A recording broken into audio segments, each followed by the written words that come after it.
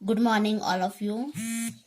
तो बच्चों, अभी तक हम पढ़ रहे थे हिंदी शिक्षण पद्धतियाँ, जिनमें से हमने अभी तक जो पढ़ी है वह पढ़ी है प्रत्यक्ष पद्धति, व्याकरण पद्धति, गणक यंत्र आधारित बोधन पद्धति और समन्वय पद्धति। आज हम जो विषय लेकर आए हैं, आज का जो हमारा विषय है वह है शब्द परिवर्तन पद्धति।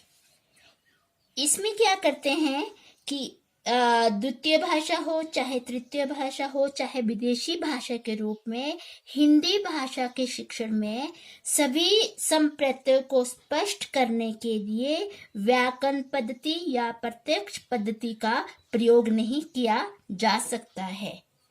विशेष परिस्थितियों में हम शब्द परिवर्तन जैसी पद्धति, अन्य पद्धति का भी प्रयोग हमें करना पड़ता है।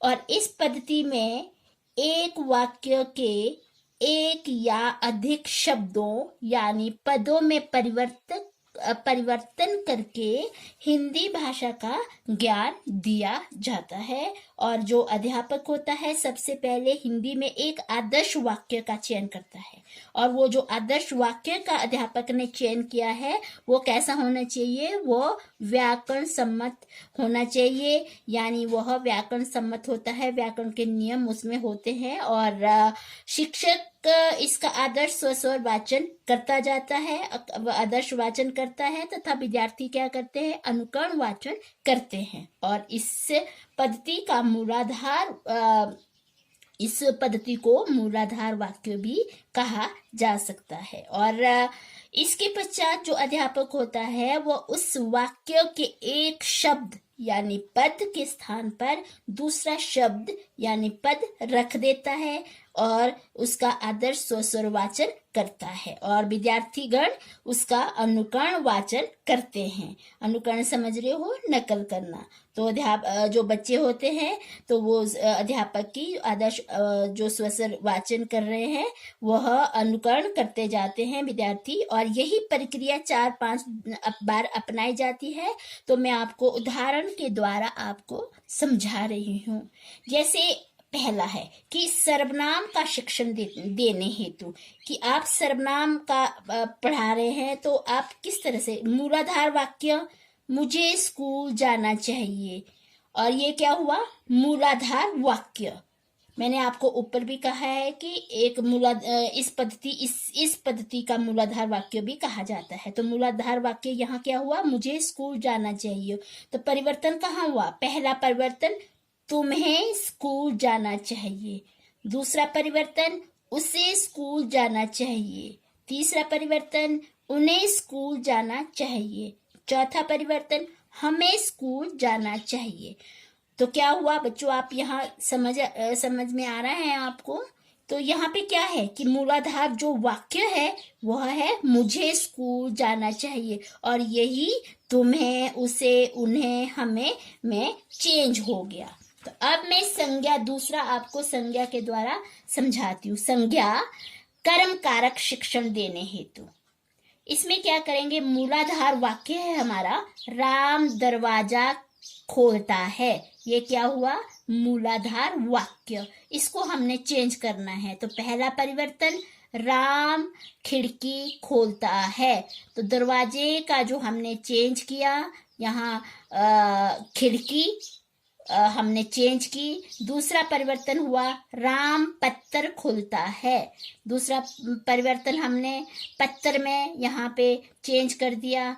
तीसरा परिवर्तन, राम मुंह खोलता है। यहाँ में हमने तीसरा जो परिवर्तन किया है, मुंह खोलता है। चौथा परिवर्तन, राम संदूक खोलता है। तो यहाँ पे जो चेंज किया गया वह संदूक चेंज किया गया है। यानी जो मूलाधार वाक्य था वह था राम दरवाजा खोलता है। तो हम इस टाइम संज्ञा कर्म कारक शिक्षण देने के बारे में बता रहे हैं। तो हमने इसको दरवाजा, खिड़की, पत्थर, मुंह, संदूक ये चेंज करते गए। अब इसका जो गुण है, शब्द परिवर्तन पद्धति के गुण, तो निम्नलिखित है। पहला है कि विद्यार्थियों को पूरे वाक्य का उच्चारण करने का अवसर प्राप्त होता है। दूसरा, इस पद्धति में कक्षा में संभाषण जैसा वातावरण होने के कारण विद्यार्थी कम समय में शुद्ध उच्चारण करना सीखते हैं। और तीसरा, इसमें गुण है कि इस पद्धति में मूलाधार वाक्य व्याकरण सम्मत होता है, और व्याकरण सम्मत ये होना चाहिए जो मूलाधार वाक्य होता है, तभी ये इसमें परिवर्तन होता जाता है। अतः जो हिंदी भाषा के व्याकरणिक नियमों का ज्ञान भी विद्यार्थियों को प्राप्त हो जाता है। फोर्थ पॉइंट है कि इस पद्धति में विद्यार्थी के वाचन कौशल व लेखन कौशल को साथ साथ विकसित किया जा सकता है। अब आता है इसमें दोष कि शब्द परिवर्तन पद्धति के दोष। तो क्या क्या दोष है? तो गुण के साथ दोष भी है। तो पहला दोष यह है कि इस पद्धति में हिंदी शिक्षण यांत्रिक बन जाती है तथा कई बार विद्यार्थी इसमें रुचि नहीं लेते हैं। दूसरा है कि इस पद्धति द्वारा हिंदी, कविता, निबंध आदि का ज्ञान नहीं दिया जा सकता है। और तीसरा है कि इस पद्धति द्वारा कहानी शिक्षण आदि में बाधा उत्पन्न होती है तथा कहानी की तारतम्य क्या हो जाती है? टूट जाती है। तो ये क्या हुआ? ये है इसका दोष। तो ये था हमारा अभी जो हमने पढ़ा शब्द परिवर्तन पद्धति। अब जो नेक्स्ट हम पढ़ रहे हैं वो पढ़ रहे हैं संरचनात्मक पद्धति अथवा विधि। संरचनात्मक, इसे अंग्रेजी में स्ट्रक्चरल मेथड भी कहा जा सकता है।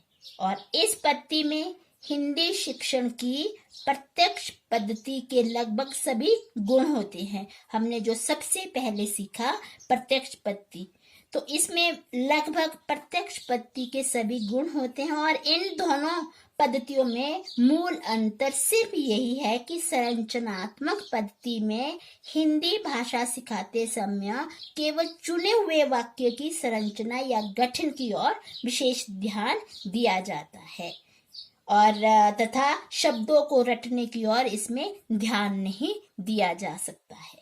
और इस पद्धति में हिंदी भाषा को विभिन्न गठनों में विभाजित कर दिया जाता है, और प्रत्येक जो गठन होता है हिंदी व्याकरण के किसी एक नियम पर आधारित होता है। तो इसमें क्या होता है कि एक नियम लगता है, व्याकरण का एक नियम पर यह आधारित होता है, और इसका जो समय कालांश में एक गठन का शिक्षण कार्य किया जाता है। इसमें मिक्स नहीं होता, एक कालांश में केवल एक ही गठन का शिक्षण कार्य किया जा सकता है। और जो अध्यापक होता है प्रत्यक्ष पद्धति का प्रयोग करते समय सबसे पहले एक गठन का परिचय देता है। सरल गठन में से हिंदी शिक्षण का कार्य आरंभ होता है, और सरल गठनों के शिक्षण के उपरांत जटिल गठनों का शिक्षण किया जाता है। पहला सरल होता है और उसके बाद जटिल गठनों का शिक्षण किया जाता है। और इस पद्धति का प्रयोग करते समय गठनों में हिंदी के मानक रूपों को भी स्वीकार किया जा सकता है। और जो ये गठन होते हैं अनुभवी हिंदी विशेषज्ञ द्वारा ही तैयार किए जाते हैं। तो जो विशेषज्ञ होते हैं, हिंदी विशेषज्ञ होते हैं, वही ये गठन उस गठन को तैयार करता है। तो इसमें गुण है संरचनात्मक पद्धति के गुण। तो इस पद्धति के निम्नलिखित गुण हैं। पहला है कि प्रत्येक गठन हिंदी व्याकरण के किसी एक अंश पर ही आधारित होता है, और जो व्याकरण सम्मत हिंदी भाषा का ज्ञान प्रदान करना सरल और सहज हो जाता है। अगर जो प्रत्येक जो गठन होता है और इसमें क्या होता है कि हिंदी व्याकरण के एक अंश पर ही आधारित होता है, इससे क्या होता है कि जो हमारे हिंदी व्याकरण है, हिंदी सम्मत हिंदी भाषा का ज्ञान करना हमें सरल और सहज हो जाता है। दूसरा इसका गुण है कि इसमें हिंदी भाषा के शब्दों का प्रयोग करने का हमें क्या होता है, पर्याप्त अभ्यास करवाया जाता है। और तीसरा होता है कि इसमें चारों भाषा कौशल का स्वाभाविक रूप से विकास होता है। जितने भी हमारे कौशल है उसका चारों कौशलों को भी स्वाभाविक रूप से इसका विकास होता है। तो बच्चों ये आज जो हमारी ये शिक्षण पद्धति है वो पूरा चैप्टर खत्म हो गया है।